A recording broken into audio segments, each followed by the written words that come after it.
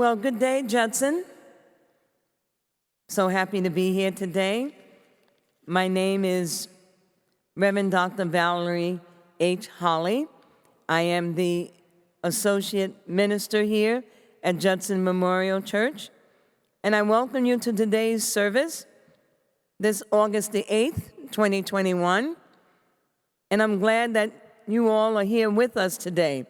Some of you are here via Zoom, and some of you may be watching it at another time on the recorded part of our service, and we added another version. Some of you may be watching the recorded service from Judson Memorial Church. So welcome again, and thank you for being a part of our service today.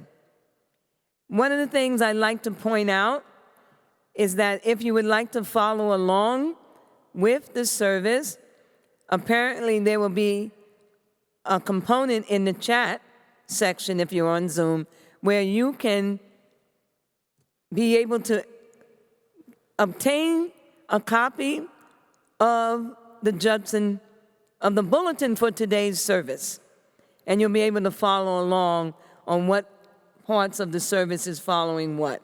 So you'll be able to do that. Also, there's another way where some of you were able to come on. Right below where you click for the Zoom, you'll be able to see a section that says that.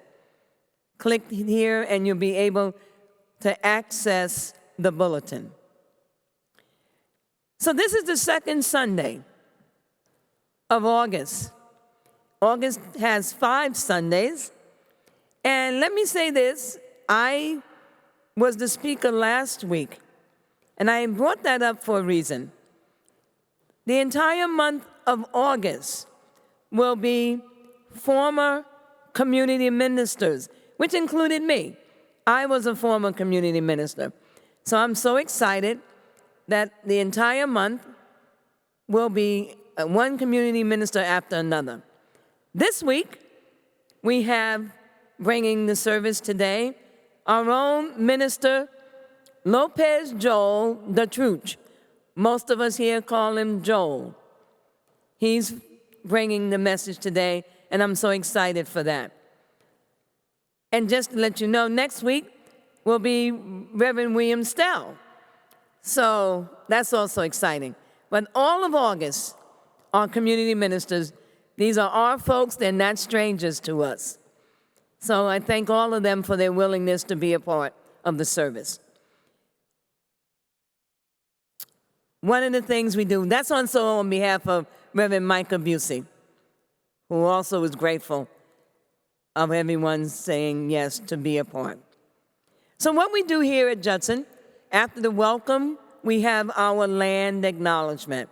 And if you're willing to join me, that would be great. And if not, it's fine. You can just listen to me as I read Judson's land acknowledgement. Our physical space stands on the unceded land of the Lenape people. Judson Memorial Church acknowledges the Lenape community, their elders, both past and present, as well as future generations. And we make this acknowledgement as part of our intentional work to dismantle the ongoing legacies of Christian supremacy, settler colonialism, and white supremacy. Thank you. Good morning, Judson. Today our call to worship is taken from the book of Psalms, and it says, "Behold how good and pleasant it is for brothers and sisters to dwell together in unity. Make a joyful noise to the Lord, all the earth. Worship the Lord with gladness. Come into their presence with singing. Know that the Lord is God. It is they that made us, and we are theirs. We are their people, and the sheep of their pasture. Enter their gates with thanksgiving, and their courts with praise. Give thanks to them. Bless their name, for the Lord is good. Their steadfast love endures forever, and their faithfulness to all generations. I'm about to Go lay down. Yeah, yeah. Go lay down. Oh, go. Out top high. Lay down. And I'm about to go lay down. I'm about to Go lay down. Look at your neighbor and say, Go lay down. Hey, glory. Hallelujah. Go lay down. yeah. Yeah. Go lay down. Go lay down. Go lay down. Go lay down. A reading from Hebrews chapter 4, verses 1 through 10 from the Message Bible. For as long, then, as that promise of resting in Him pulls us on to God's goal for us, we need to be careful that we are not disqualified. We received the same promises as those people in the wilderness, but the promises didn't do them a bit of good because they didn't receive the promise with faith. If we believe, though, we'll experience that state of resting, but not if we don't have faith. Remember that God said, exasperated, I vowed, they'll never get where they're going, never be able to sit down and rest. God made that vow, even though He'd finished His part before the foundation of the world. Somewhere it's written, God rested the seventh day, having completed His work. But in this other text, He says, they'll never be able to sit down and rest. So this promise has not yet been fulfilled. Those earlier ones never did get to the place of rest because they were disobedient. God keeps renewing the promise and setting the date as today. Just as He did in David's psalm, centuries later than the original invitation, today, please listen. Don't turn a deaf ear. And so this is still a live promise. It wasn't canceled at the time of Joshua. Otherwise, God wouldn't keep renewing the appointment for today.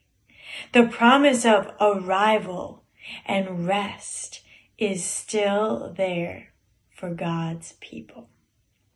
This is the Word of God. This leader is provided to permit the projectionist to complete adjustment of focus and sound level before the film begins.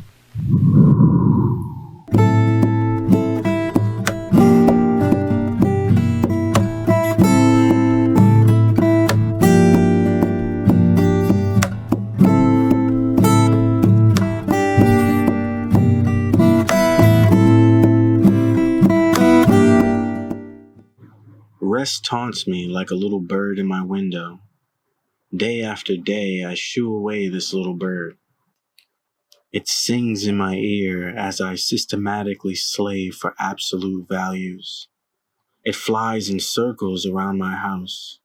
It stares at me as if it's inviting me to come play. This little bird is restless with no off switch, eagerly patient, waiting for me to acknowledge it. Instead, I'm angry, unknown to me. With excitement and passion, I kill the little bird in my window. I no longer hear the songs or see it in my window. I now weep with deep emptiness and restlessness.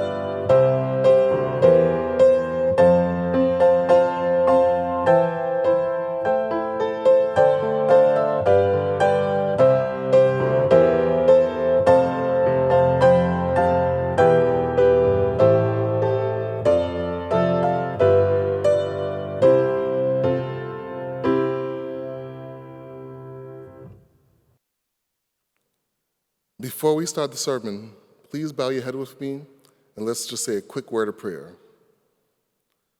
Let the words of my mouth and the meditation of my heart be acceptable to you, O Lord.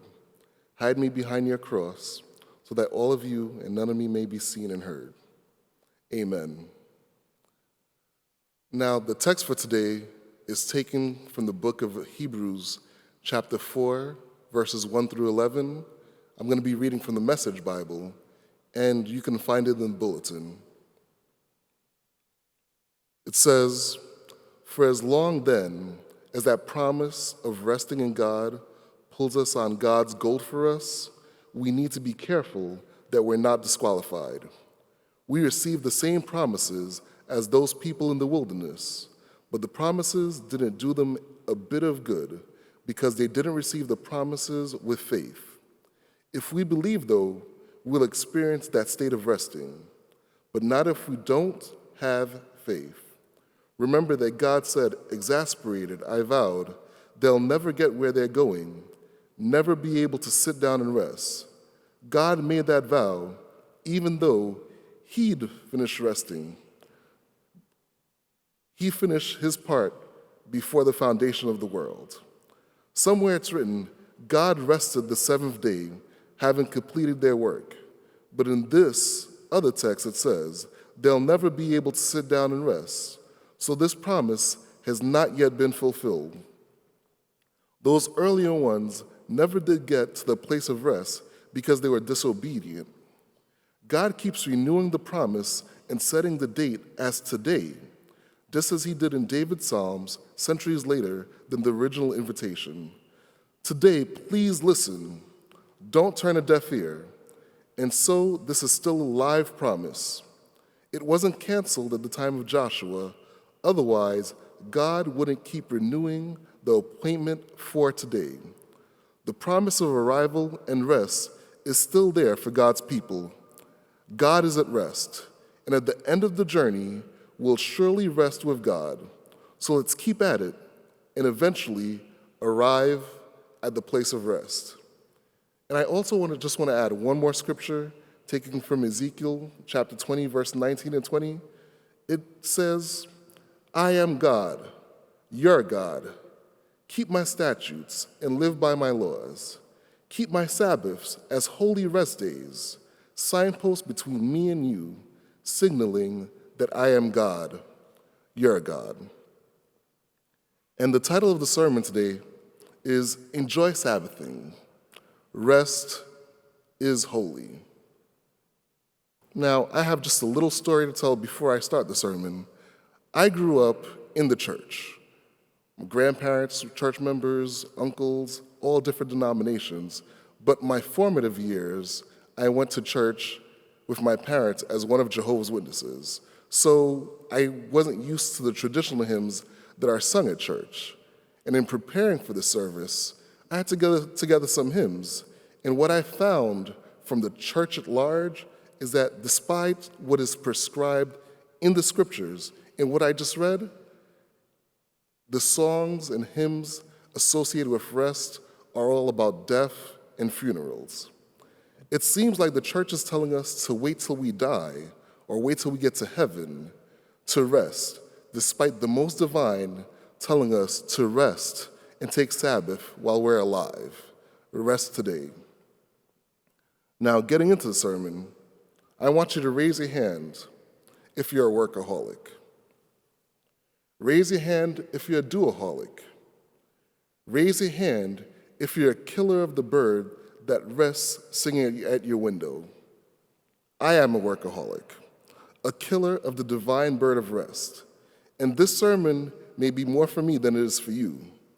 If you are unsure or you doubt your attachment to work, including work within the church, do you suffer from any of the following? 1, in this fast-paced world where we're wired to our internets, our phone, my computer right in front of us every day with a never-ending access to work, do you have trouble disconnecting or relaxing? Do you dream about work when you're sleeping? 2, as you spread yourself thin, do you feel less productive physically, relationally, and spiritually, almost like you're always behind trying to catch up? 3, do you suffer from exhaustion, brain fog, stress, mental and physical health problems, anxiety, depression, weight gain or weight loss, insomnia? Are you feeling as if your health is declining? 4, can you literally count the hours which you work? Do you work a 50, 60, 70, 80, 90-hour week? 5, do you feel distant from your friends and family?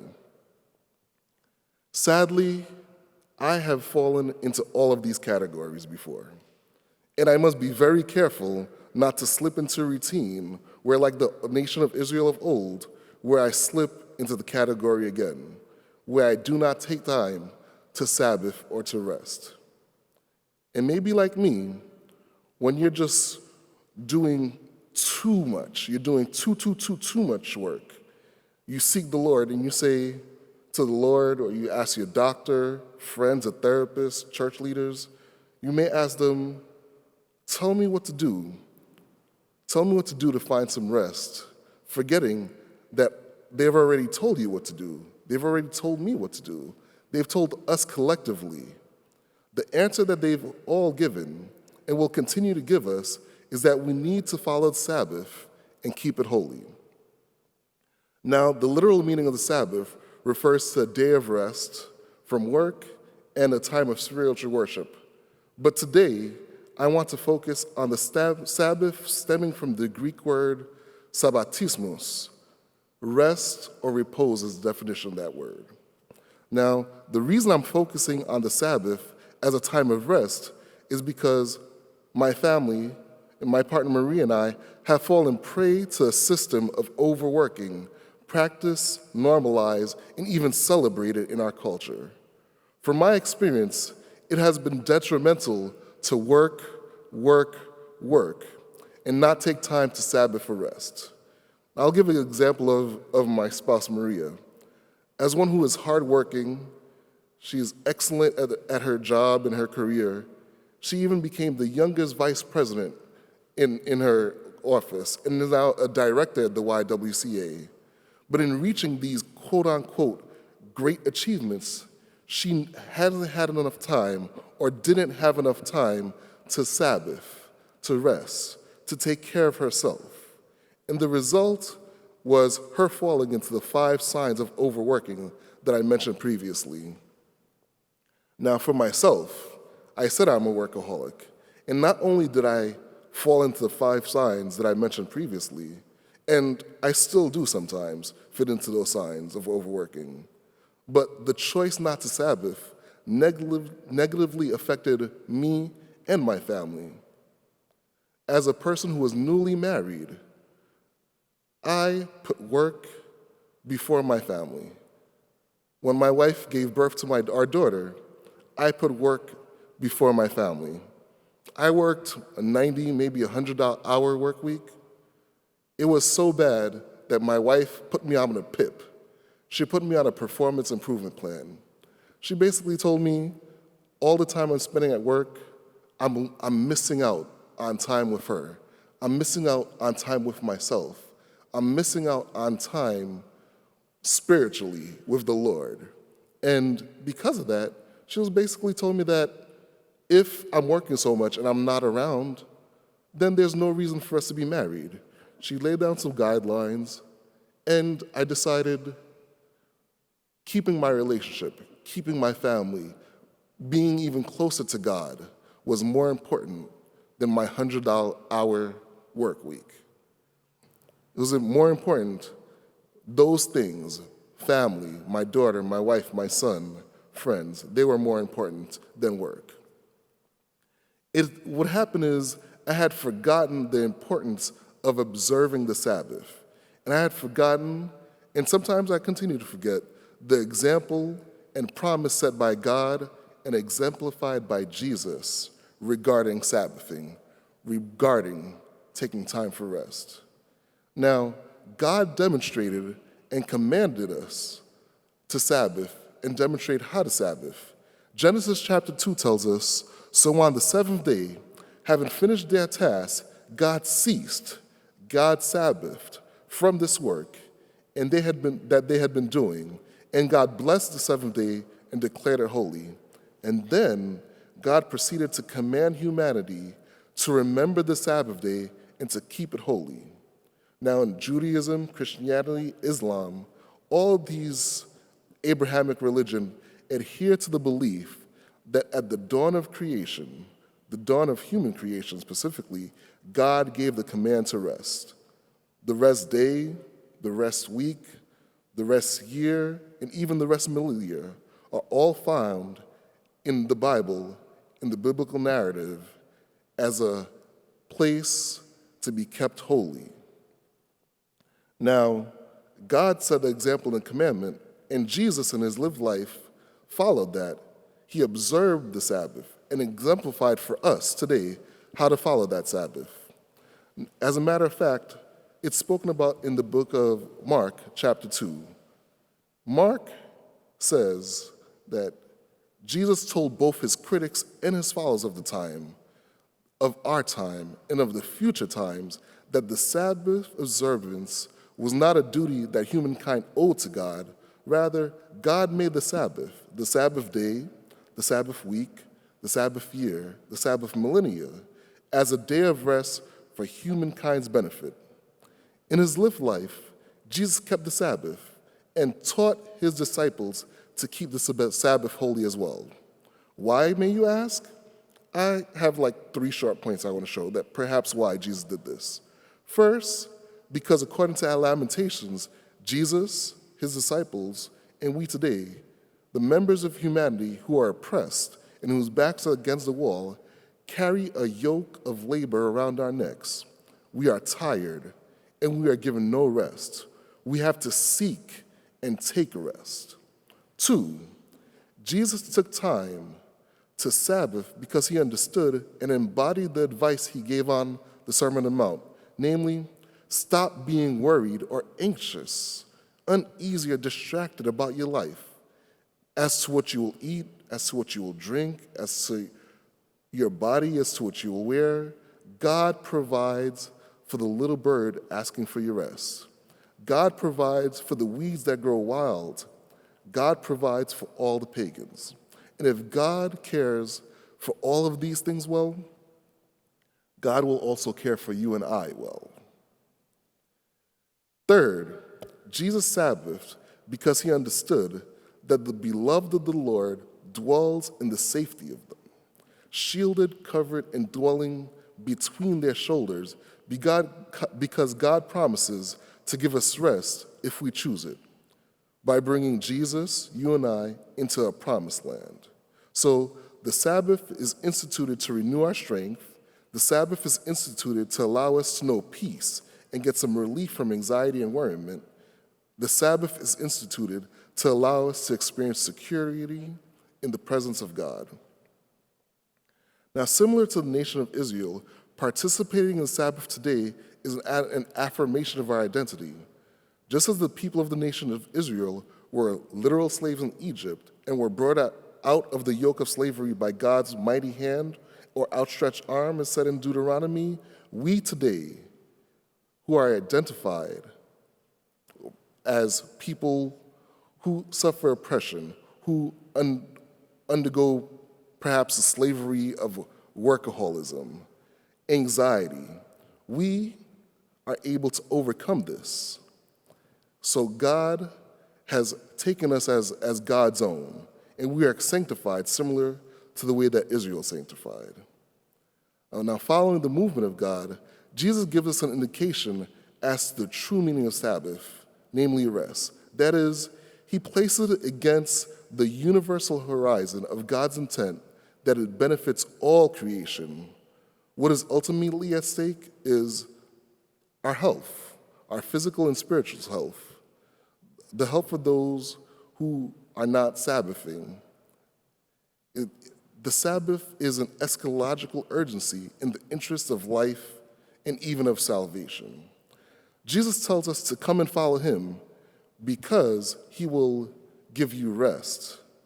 Jesus is here using two distinct words rendered in the English word rest. The two distinct Greek words, should I say. Now, the first is a verb and the second is a noun. The first signifies a temporary rest or sleep, one with a view of going on a journey. And the second stands for a more durable and lasting one. The first is a rest of conscience, and the second is a rest of the soul. The first is a gift, the second a discovery. The discovery of the promise found in the book of Revelations, that of dwelling in a new heaven and new earth, the holy city where God dwells with us and we dwell with God, a city where all things are made new. Now remember, we received the same promise as those people in the wilderness, those with their backs against the wall. God called us to Sabbath and rest from the beginning of time. And Jesus echoed that call, asking, "Are you tired, worn out, burnt out on religion? Come to me, take my yoke upon you. Get away with me, and you'll recover life. I'll show you how to take real rest. Rest for your souls. Walk with me and work with me. Watch how I do it." He said, learn the unforced rhythms of grace.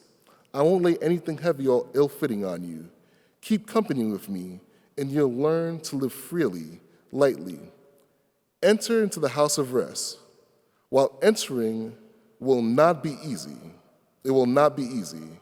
There is a guide, an exemplar, leading us down the pathway to discover rest.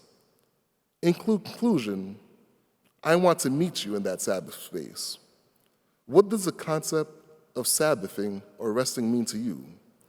What does liberation given to you by Sabbath look like, smell like, feel like, taste like? How will you, your body and mind, feel during your Sabbath? What excites you about the liberation of having a Sabbath? And lastly, how do you envision Sabbathing as a lifestyle? Remember, Paul's exhortation is found in the Epistle of the Hebrews. God keeps renewing the promise and setting the date to come into their rest as today. Remember that the promise of arrival and rest is still there for God's people, all of humanity, as we are all made in the image, likeness, and even the imitation of God. God is at rest and has invited us to rest as well. So let us step into this promise that has not yet been fulfilled, knowing that at the end of the journey, we will surely get to rest with God. Keep looking for the doorway which leads to rest. Pay keen attention and learn to follow the little bird that Aaron spoke about that restlessly calls us to find rest. Because as we keep on seeking rest, we will eventually find a way to lay all of our burdens down and arrive at a place of peace. And my takeaway about the Sabbath, be diligent to enter that place of rest. Be diligent because we are qualified today to enter the place of rest. We must make a concerted effort to choose to Sabbath. It is time to rest. Thank you, Minister Joel Dartruch. Resting, the importance of resting, the importance of Sabbath, something I need to pay attention to myself. Thank you for bringing the scriptures in to let us know the importance of it, both Old Testament and New.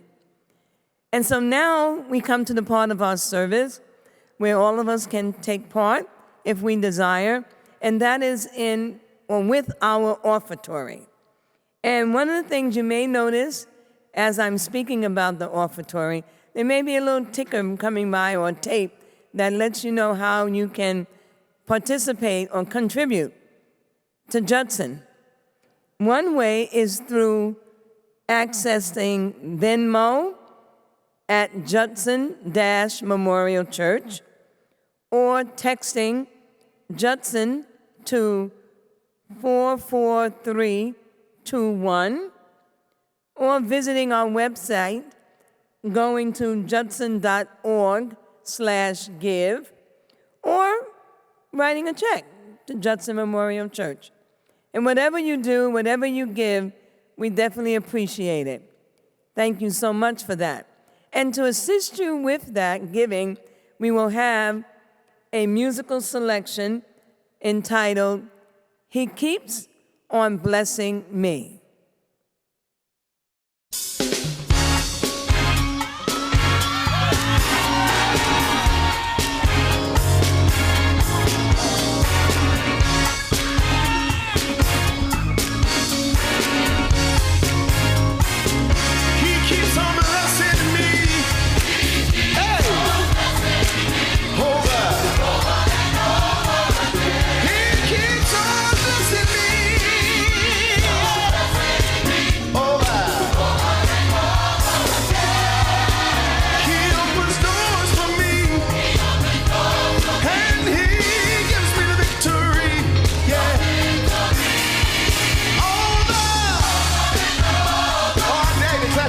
Sing it, come on.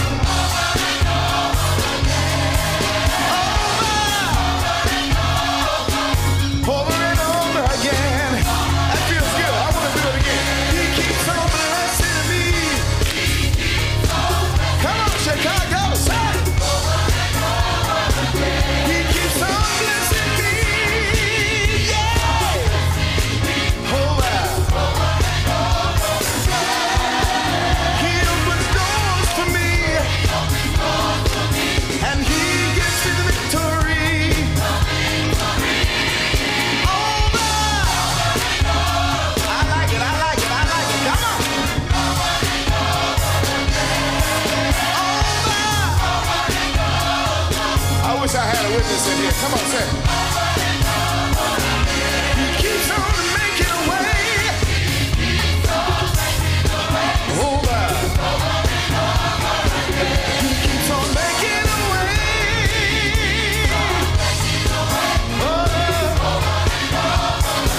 Listen, he provides for me, and he supplies my every need.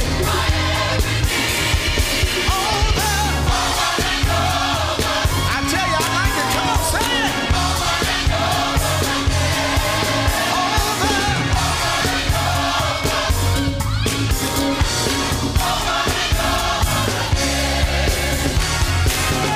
Oh, come on, let's praise it. Come on, Chicago. Woo. How many of you know the Lord just keeps on blessing you? Let me see your hands. Come on.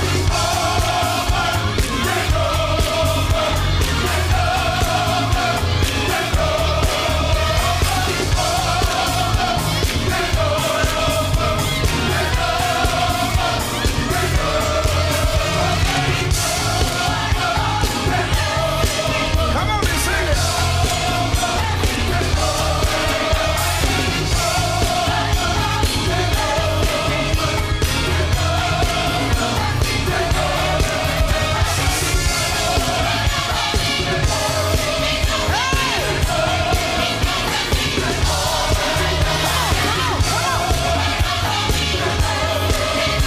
Come on and clap those hands.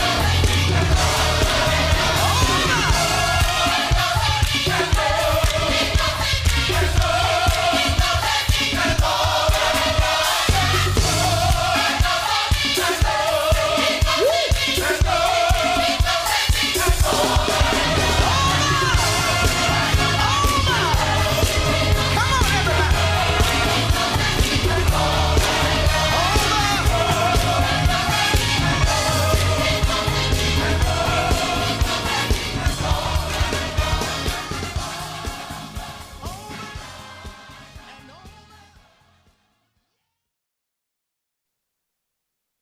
Thank you again, Judson family.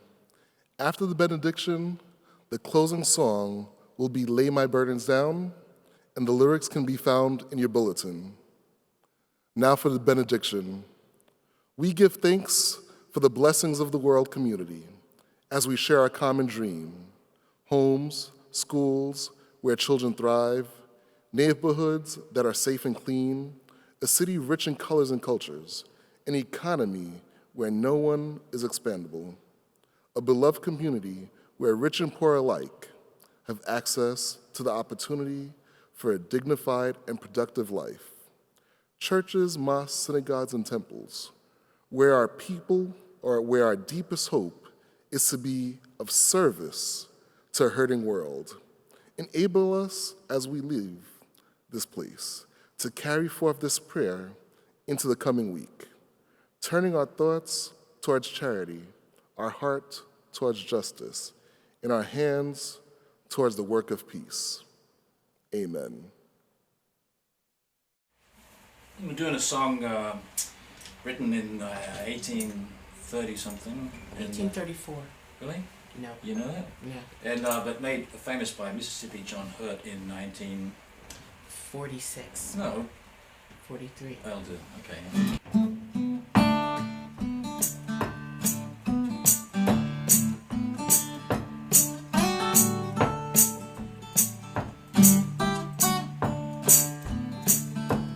Glory, glory, hallelujah. Since I laid my burden down, glory, glory, hallelujah. Since I laid my burden down,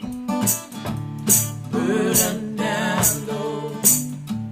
Burden down, Lord, since I laid my burden down, Lord. Burden down, Lord, since I laid my burden down. I feel better, so much better.